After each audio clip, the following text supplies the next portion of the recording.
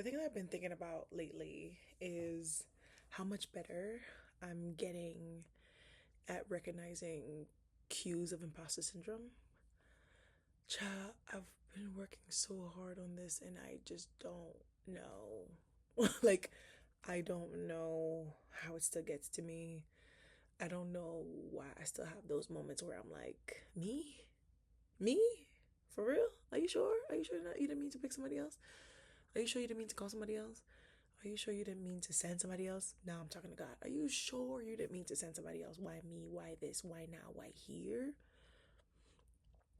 Um, so navigating those days, but also navigating days when I'm like, yes, this is it.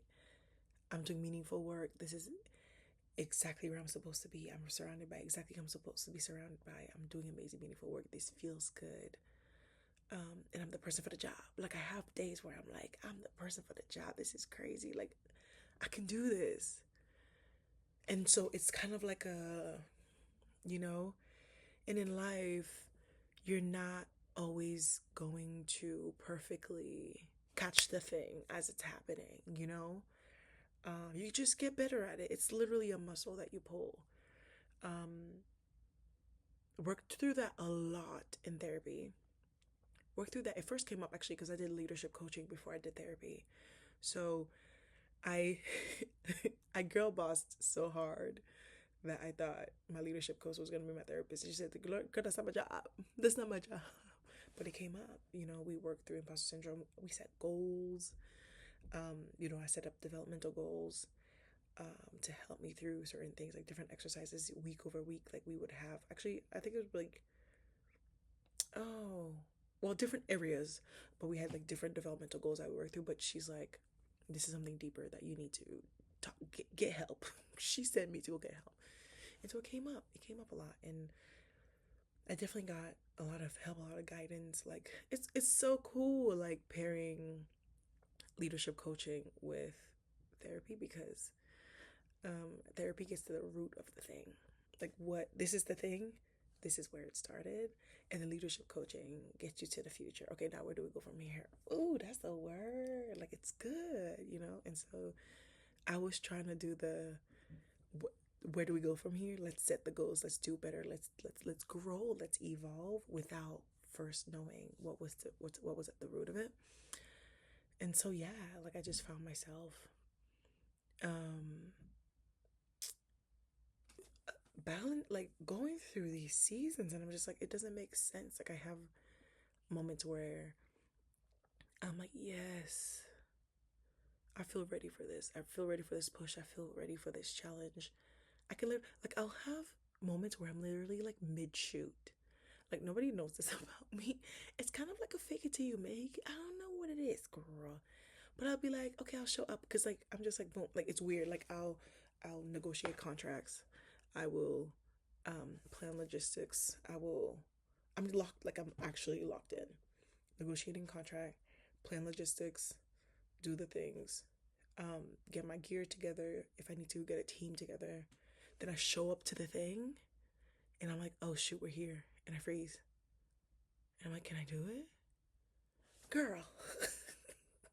Like what is that? You diagnose me, tell me what that is.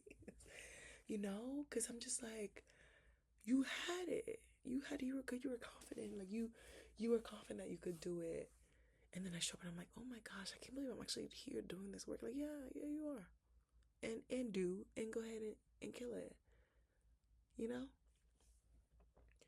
I had a shoot a month ago, like that imposter syndrome hit me heavy. And also it's like also when it's like life happens. Like you can plan as much as you can perfectly plan, but something will go wrong. Like something will always go wrong, girl. Something will always go sideways. When you leave in the house, you will always forget something. You will miss something. Like it's just like you were out running errands, you will forget to do something. And I'm like, I pointed back to my character. Not no, it's just like the day. The day will be rough. The day will be a long day. If there are a lot of moving parts. If you're moving gear, you were coordinating teams, you're coordinating a shoot, you're just figuring out the details of things. Things tend to just go how they go. And no matter how perfectly you plan, like the day will literally be what it is. And that's what can be frustrating or beautiful about it because like the beauty of it is that it'll just make its own thing. It's like, oh shoot, like it actually turned out better than we planned. Like this is dope. Like we got this shot, or we were able to coordinate with this, and this came through. Or in other ways, it's like, we forgot to do that. Oh, we planned to do this, we didn't do it. It's like it becomes itself. Like you don't have to overthink. It reveals itself literally. Um, so yeah, I'm at the shoot. I'm like, yeah, I'm pretty confident I can do it. I'm good. I rented some gear. Um, this is like a while ago. So the gear gets here, and I ordered the wrong equipment. I ordered the wrong light, and I didn't know the size was off because the box that came in, I couldn't tell, and I didn't even because I believe the gear came like literally the day before. It was like a last minute gear rental.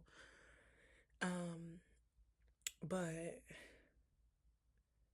I own location, which is actually a lot. Well, I mean, you trust that. Like, obviously, they're not gonna send you stuff that's raggedy to rent, but I get on location, and the thing is massive. Like, the light is humongous, and that's fine. I don't have any way to support it. Like, I have no way to support it. Like if I knew that like it was a much like bigger, it was like wider than this. If I knew, I would have gone to storage, buy myself a sandbag. Even if I knew if I just stopped at a hardware store to buy a sandbag real quick to just put on the legs of my C stand, I would have like made a quick detour, but I didn't know. And so I get there and I open it and it's massive. Sorry. It's massive and I'm like, oh my gosh, I'm a failure.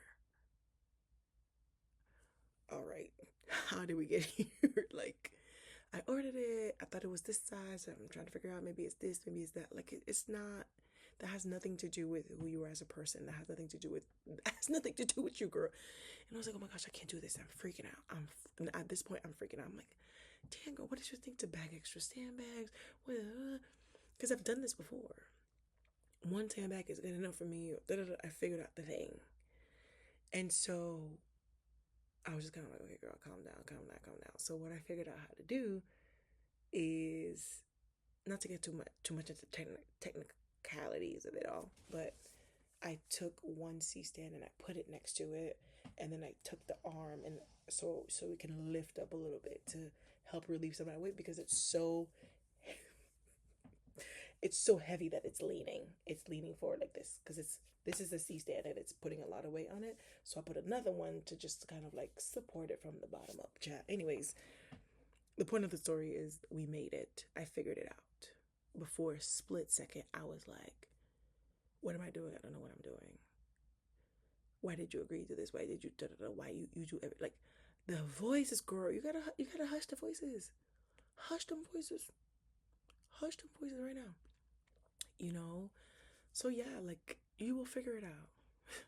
You will figure it out. If you've done it countless times and you know what you're doing and you agree to do it, be while that voice is like, oh, there you go again, thinking you got it. There you go again, thinking you can do this. Um, Remind yourself, literally remind yourself of who you are. Remind yourself of what you're capable of. Remind yourself of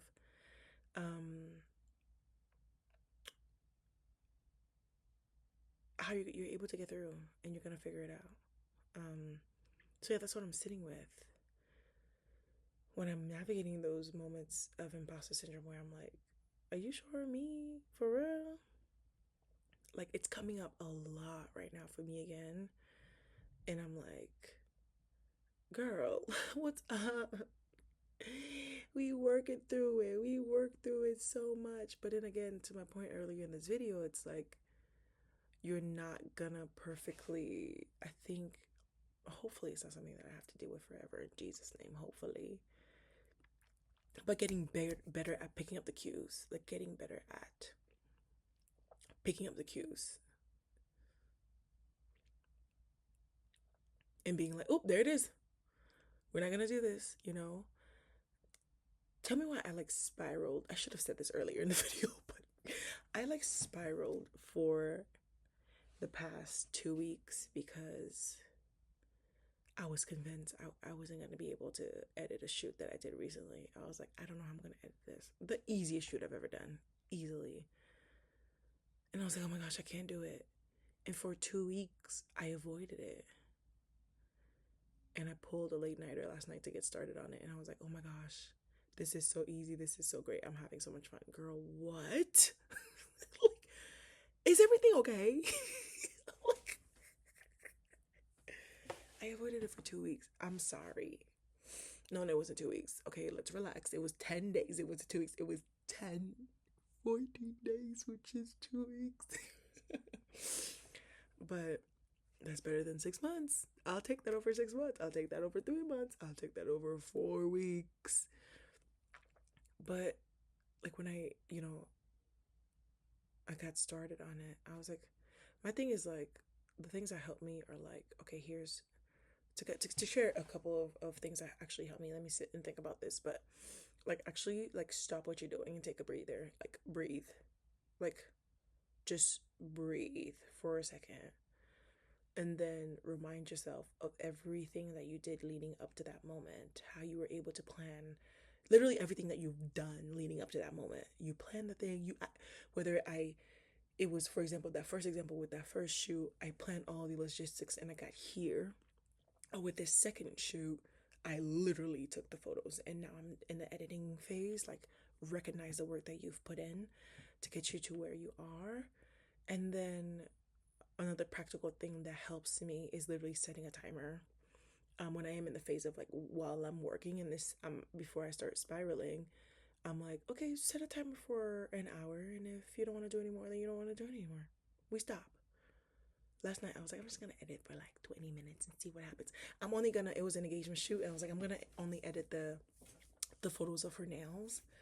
And I edited half of that shoot and I had so much fun. And I was watching this Trevor Noah podcast and I was like, I was having a really good time. And I avoided doing that work for 2 weeks. I'm getting better, right? There are days where it's like, oh, I saw that, you did it again. But the point is catching it sooner and instead of spiraling, because I really did. I sat there and I was just like, I can't, how am I gonna edit this? This is impossible, this is impossible. And I'm in the middle of doing it and I'm like, oh my gosh, I'm really good at what I do. How did that happen? Like, why did I lose sight of myself? Why did I lose sight of what I'm capable of? Like, why did I not know this? I'm thinking about, because I love putting like tape. I have like a thing with tape on my laptop, but I want to put a little tape on my laptop that says, I love what I do and I'm really good at it. I love what I do. That's number one. And number two, I'm really good at it. Because sometimes you forget. Like, when I'm in that moment and I'm in that zone and I'm freaking out, I literally don't know. Like, all of my experience goes out the window. It's just like, oh my gosh, how could I agree to this? It's like, no, you agree to this, first of all, because you love it, because you like doing it, and two, you also agree to it because you're really good at it. So yeah, that's what I'm sitting with tonight. I edited a portion of that shoot and it was so fun. It's so good. The photos are so beautiful. And I had to do much because my photos come out the camera looking good. Okay, so that's one thing. Like, they come out looking amazing out the camera, but I was literally overthinking about one thing, and then when I faced it, I was like, oh, actually, this was very easy, and it took me 2 weeks of spiraling before I even took action.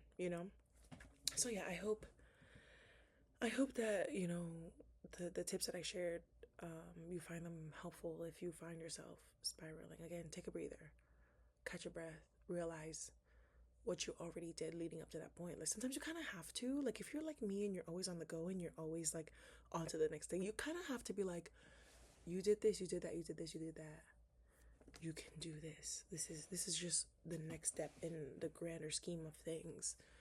And then give yourself a timer. And if you don't want to, you don't want to. Boom. Give yourself literally 5, 10, 15 minutes. After 15 minutes, you feel done, you're done. But after 50 minutes, you feel like going, girl, keep going. And don't check the time again. Just don't check the time. That's the thing, too. That's the key. Do not check that time. Because I don't care that I was up to 3 a.m. after avoiding it for 2 weeks, for me to not only be excited about facing my work again, but to want to be here and to want to linger and to want to lean into the editing process. I was like, girl, you can stay up all night if you want to, because this is good. This is a good recovery.